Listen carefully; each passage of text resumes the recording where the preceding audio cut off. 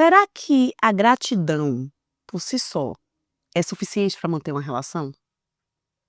Quando é que a gente sente que já fez o suficiente, que pode simplesmente seguir a vida? E quando alguém usa a gratidão para manter a gente meio que chantageado, o que a gente faz? Aceita o chá de coragem?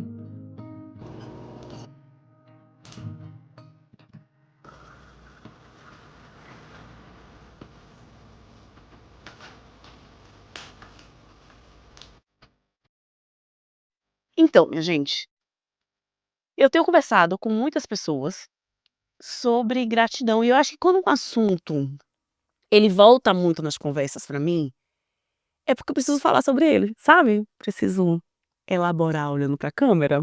Então cá vamos nós falar um pouquinho sobre gratidão. Antes de falar sobre o tema em si, na relação, eu quero deixar claro que eu não acho que a gente faz o que a gente quer, quando a gente quer, do jeito que a gente quer, simplesmente nas relações, que a gente não tem responsabilidade afetiva com o outro. Eu gosto de ter muito cuidado quando eu falo sobre a gente pensar no que a gente quer, sobre a gente defender o que é importante pra gente, de não parecer que eu tô incentivando que a gente seja só egoísta, sabe? "Ah não, não pensa no outro, você tem que pensar em você". Por que que eu tô falando isso? Porque eu já vi que tem sido um movimento meio que crescente nas redes sociais, que às vezes a gente tá falando tanto em se cuidar, em prestar atenção no que é importante pra gente, que tá perdendo um pouquinho o limite da tolerância com o outro, do respeito com o outro, de entender que as pessoas erram, sabe? Esses dias eu conversei com o filho de um amigo, 15 anos, e ele falou: "Elisama, eu tenho uma sensação às vezes que as amizades hoje elas estão cobertas por uma camada muito fininha, e que qualquer coisa quebra essa camada, qualquer coisa já é motivo pra gente se afastar". E é isso, acho que por épocas de cancelamento, né, a gente tá nessa época do cancelamento, de as pessoas têm que pensar muito igual a gente, o algoritmo, a gente tá com muito pouca paciência pra lidar com o desconforto da relação, pra lidar com os momentos difíceis das relações, pra lidar com o momento que incomoda na relação, pra dar uma respirada e assumir as nossas feiuras, as nossas dificuldades, os nossos momentos difíceis. Eu acho que a gente tá perdendo um pouquinho a mão, mas não é sobre isso que eu quero falar. Já tem um episódio falando sobre isso aqui, volta aí, olha, não me lembro o número, mas não é isso. Então a primeira coisa que eu acho importante dizer é que eu não tô aqui pregando um não tenha responsabilidade afetiva, faça o que você quer, não ligue para os outros. Não estamos nesse lugar. Mas enfim, o que eu quero falar sobre a gratidão? Eu vejo pessoas que se mantêm muitas vezes em relações que são difíceis, que são violentas, em relações que magoam, em relações que drenam a energia, que demandam muito mais do que a gente tem para dar. Porque falam: "Ah, mas essa pessoa fez muito por mim. Mas essa pessoa foi muito importante para mim nessa fase da vida. Mas essa pessoa fez aquilo por mim no momento que eu precisava muito, eu não posso virar as costas para ela". E aí, permanece numa relação, sendo demandada de forma muito intensa e dizendo sempre sim para o outro, porque eu tenho que ser grata ou grato pelo que eu já vivi com essa pessoa, pelo que essa pessoa já me ajudou. Eu já falei pra vocês, eu venho de uma família com uma condição financeira bem difícil, e desde muito nova eu observo esse movimento de que as pessoas compram ou compravam o favor, a obrigação, a vontade da gente com gestos pra falar: "Seja grata". Então eu cresci ouvindo: "Ah, mas a ingratidão é a pior coisa que pode acontecer, as pessoas não podem você tem que ser grata pelas pessoas que te ajudaram, você tem que ser grata". E aí depois de grande, eu começo a olhar para as situações e pensar: "Gente, mas aquilo dali a pessoa só foi gente, ela só foi humana, ela só fez a parte dela da relação. Ninguém aqui tinha que estar beijando o chão dessa pessoa porque, ai meu Deus, vamos ser gratos por isso, não tem nada tão gigante aqui". Eu comecei a olhar, eu olhava e pensava: "Meu Deus, algo está errado". E aí eu tenho visto isso nas relações até hoje, pessoas que estão se mantendo num casamento terrível, em que a pessoa está super adoecida, Mas nossa, Elisama, eu não posso porque ele me apoiou muito. Pessoas estão se mantendo num trabalho que já não faz sentido, num trabalho que só magoa, num trabalho que fere todas as formas. Mas nossa, eu não posso abandonar o barco e deixar essa pessoa se ferrar agora, sendo que ela me ajudou tanto. E aí a minha pergunta é: qual que é o limite, gente? Quando a gente chega num ponto em que a gente olha e fala: "Já dei o que eu tinha para dar, eu não vou afundar nesse barco junto, eu não preciso que a gratidão seja um motivo para eu me esvaziar de mim, ela não tem que ocupar tudo, ela pode ser só mais um dos sentimentos que eu tenho em relação à pessoa dentro de um leque, sabe, dentro de algo que é muito mais complexo. A gente está conseguindo parar e olhar e pensar: "Caramba, será que eu já retribuí? Será que existem outras formas mais justas para mim também de retribuir?" E eu preciso dizer para vocês que eu já falei aqui sobre chantagem emocional, que é uma pesquisa da Susan Forward, ela tem um livro chamado Chantagem Emocional. E a Susan fala sobre a chantagem como essa forma de manipulação, em que eu utilizo o senso de culpa, a culpa, o senso de obrigação e o medo do outro para conseguir o que eu quero. Então o chantagista não é aquela pessoa horrorosa da novela que faz chantagem. Não, a chantagem está presente nas relações. Sou eu ou você tentando conseguir algo do outro, incentivando a culpa, incentivando o medo. A culpa, o medo, o senso de obrigação, eles já existem na gente, eles fazem parte das relações. Mas aí, quando alguém está te chantageando, ou quando você, alecrimzinho dourado, está chantageando alguém, você pega essa culpa, esse medo, esse senso de obrigação e aumenta o volume, sabe? Você bota o volume bem alto, num ponto que a pessoa, ela não consegue raciocinar direito, ela não consegue ouvir mais nada. Aquele barulho tá tão grande na cabeça dela que ela só quer que pare. E aí ela faz o que você quer para que aquilo pare, entende? Na chantagem emocional, é comum que a gente use o senso de obrigação com a roupinha da gratidão para fazer com que o outro faça o que a gente quer. E muitas pessoas passam uma vida em relações adoecidas, porque o outro fala: "Ah, mas eu fiz isso por você. Quando você precisou, eu estava aqui. Quando você ficou doente, fui eu que cuidei de você, agora você tem que fazer isso por mim. Ah, mas quando você quis, quando você me pediu, eu fiz por você. Você tem que fazer isso por mim."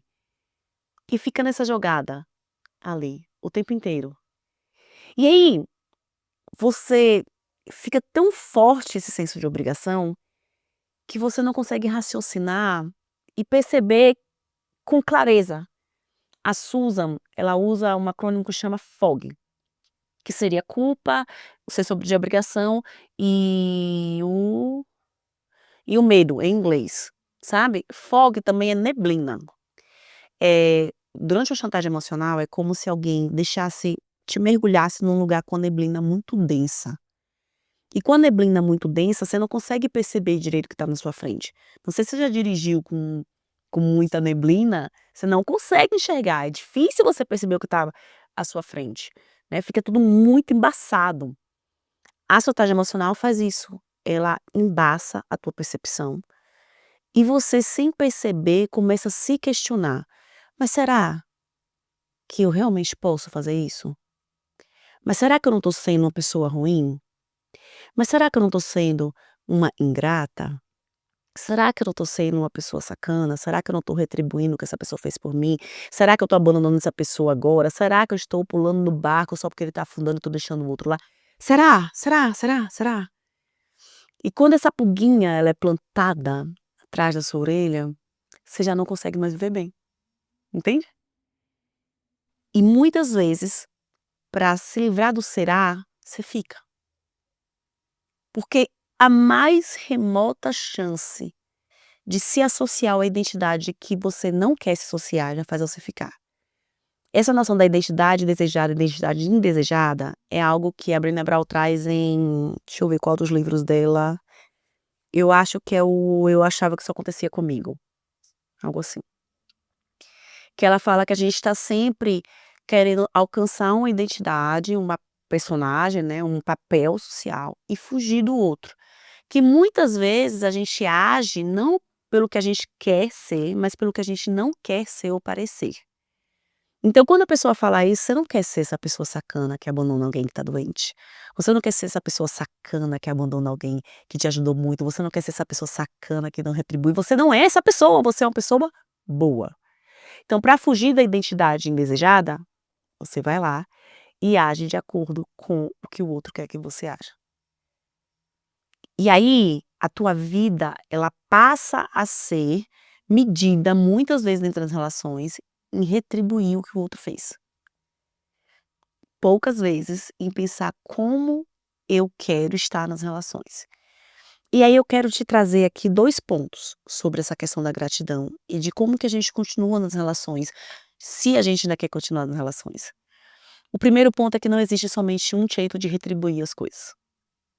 Não existe somente um jeito de estar do lado do outro. Existem vários jeitos.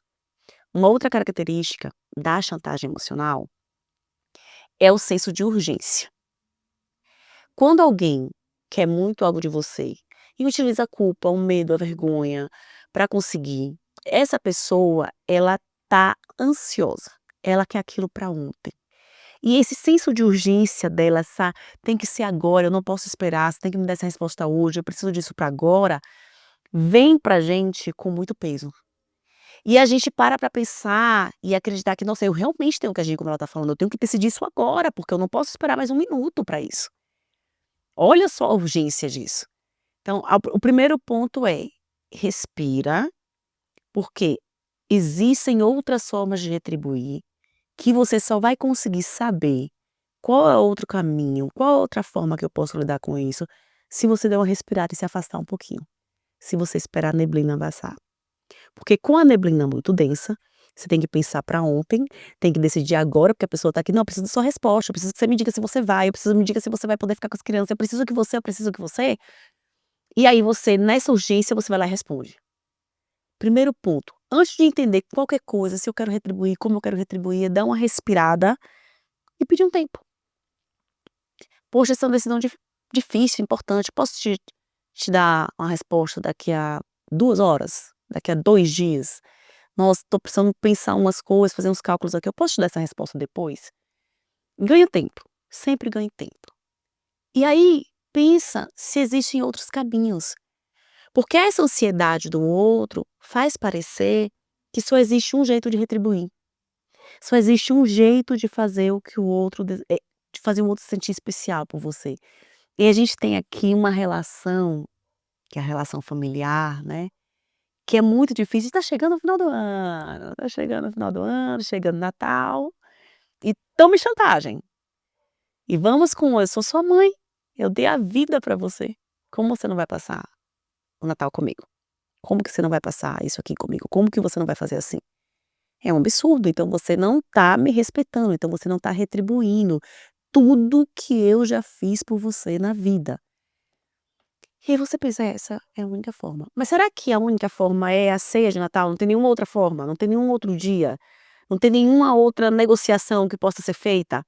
Veja, mais uma vez eu tô dizendo, a gente não faz só o que a gente quer. A gente não tem que pensar só na gente, nas relações, né. Tem um olhar de: "Poxa, eu vou lá, vou dar uma visita, vou fazer uma visita", mas essa visita pode ser de 1 hora, de 2 horas, precisa ser a noite inteira. Entende, assim, existem muitas formas de retribuir, que não é somente a forma que a pessoa tá dizendo pra você. Porque quando alguém te cobra algo, essa pessoa, ela vem com um caminho muito pronto pra dizer como é que você tem que pagar, né, ela tem uma nota promissória, e ela vai te falar: "Aqui ó, eu fiz por você, então você tem que me pagar assim". Mas tem espaço pra negociação. E aí esse espaço para negociação entra um detalhe muito importante. O que que é justo com você também. A relação não é feita de uma pessoa só.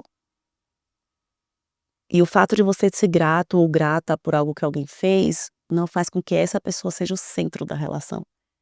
Ainda são vocês. Ainda tem mais de uma pessoa ali. Então, qual que é o cálculo do que é justo para você? Como que você faz esse cálculo?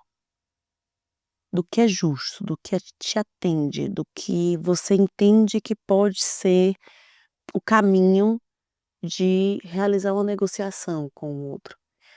E assim, gente, não existe na relação o eu te dou 50 e você me dá 50 e agora a relação é justa. Já falei isso aqui. Não é assim que funciona. Muitas vezes na relação, você me dá 80, eu tô dando 20, e aí a gente troca lá pra frente e eu tô dando 75 e você tá dando 25 e a gente vai nessa oscilação, entende? Mas veja, não dá por em nome da tal da gratidão, a gente tá numa relação em que eu tô muito grata porque você tá me dando 20 e eu dou 80 uma vida inteira. E nunquinha na nossa relação inteira eu consegui dar 20, nem 40. Eu tô sempre dando tanto na relação, tanto. E eu acho que eu mereço tão pouco. E você faz o que você faz parecer tão grande, que eu acredito. E aí eu acho que eu tô sempre te devendo. Pensa no que você considera justo numa relação pra você, sabe? Eu já falei, já trouxe o questionamento aqui do que é o mínimo pra você. O que é o mínimo pra estar numa relação? O que é o mínimo pra você? O que é o justo pra você? Na entrega, na parceria, na gratidão por tudo que você viveu com a pessoa, que você não viveu, que a pessoa te ajudou, que a pessoa não te ajudou. O que é o justo pra você? Até onde vai? E a gente tem que lidar com muitos desconfortos, né. Raramente a gente vai encontrar um ponto que vai ser só gostosinho, sabe. Raramente. Muito provavelmente, para olhar esse cálculo, a gente vai ter medo, a gente vai ter angústia, a gente vai sentir a identidade indesejada passando por nós, a gente vai querer dar muito pelo outro, para o outro. Então dá uma olhada no incômodo e nomeia esse incômodo e aceita esse incômodo como parte da construção de uma vida melhor, sabe. Nomeia esse incômodo com: "Ok, eu acho que eu fiz bastante, eu acho que a gente estava junto e a gente estava ali retribuindo um para o outro, e eu vou lidar com o incômodo de ter essa conversa, de colocar esse limite, de entender que eu sou grata, a gratidão não desapareceu, mas isso não me faz refém de ninguém. A gratidão, ela não pode te fazer refém". E aí, é importante a gente observar pelo que a gente está sendo grato, sobretudo em relações amorosas, né, que às vezes a gente agradece pelo mínimo, porque a gente recebeu tão pouco na vida de tantas formas, que qualquer migalhinha parece um banquete. E aí você olha para o banque para o pedacinho de pão e fala: "Nossa, mas isso aqui é um banquete, eu tenho que ser muito grata por esse banquete". E você estava servindo um pedaço de pão, não era nada tão grande. Não tem tanto motivo para você ser super grata. Eu vejo também isso em muitas relações de trabalho, né, a pessoa trabalhou num lugar e fala: "Ah, não, mas ele me deu oportunidade quando eu não sabia quase nada e a pessoa me convidou para trabalhar com ela e agora eu vou sair". Aí você vai ver, a pessoa às vezes começou a trabalhar até de graça, como estagiário ganhando bem pouquinho, ou então foi contratada com um salário muito baixo, foi contratada, entregou o justo, né, entregou o que é de um contrato e enfim, você deu, mas você também recebeu, você recebeu e você deu bastante. Mas você acredita na versão do outro de falar: "Nossa, mas eu te dei essa oportunidade. Fui eu que fiz isso por você. Você está aí porque eu te dei aquela oportunidade". E aí você fica amarrado e amarrada na pessoa pra sempre. Eu com o crescimento, né, na carreira, com as mudanças todas que aconteceram na minha vida, eu precisei aprender muito a enxergar os momentos que eu sou grata pelo apoio e etcétera, mas de entender que eu também dou muito, sabe. que não tive salvadores nas minhas relações. E não dá pra acreditar. E tem um ponto, gente, que é um alerta daqueles bem importantes, sabe? Quais são as relações que fazem questão de falar pra você que você é uma devedora ou um devedor? Quais são as relações em que você tá sempre em débito? Você tá sempre fazendo menos do que você deveria ter feito? Quais são as relações em que se joga as coisas na sua cara o tempo inteiro e você se sente muito, muito incapaz e que você olha para o outro e pensa: "Nossa, eu nem sei como essa pessoa ainda tá comigo, porque olha o tanto de besteira que eu faço". Quais são as relações em que os seus erros, as suas falhas, os seus tropeços, as suas necessidades de ajuda e a sua humanidade, elas são utilizadas contra você? São armas. Elas vão sempre para um caderninho. Quais são as relações em que tem alguém sempre com um caderninho, "fiz por você", na mão, te cobrando por tudo, o tempo inteiro? Quais são essas relações? Dá uma respirada e se escuta e percebe. Que relações fazem você se sentir sempre em débito?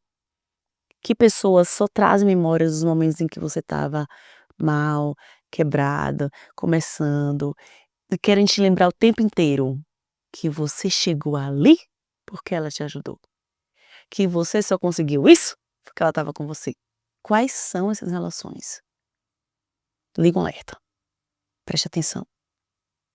Existem formas de estar nas relações. Não tem uma forma única. Não tô falando: "Sai rompendo com todo mundo, não fala mais com ninguém". Existem formas de estar nas relações. Muitas vezes, a gente consegue recalcular a rota dentro da relação, sabe? Só sai do pé, debaixo do pé do outro. E continua aqui, ter uma relação razoável, amigável. Quais são os limites dessa relação? Só você pode desenhar. Mas para você desenhar, você precisa dar nome. Você precisa observar se a gratidão, ele está sendo o único motivo de você estar perto de alguém. Porque se a gratidão for o único motivo de você estar perto de alguém, de você estar agindo para alguém, de você estar cuidando de alguém, algo precisa ser olhado nessa relação.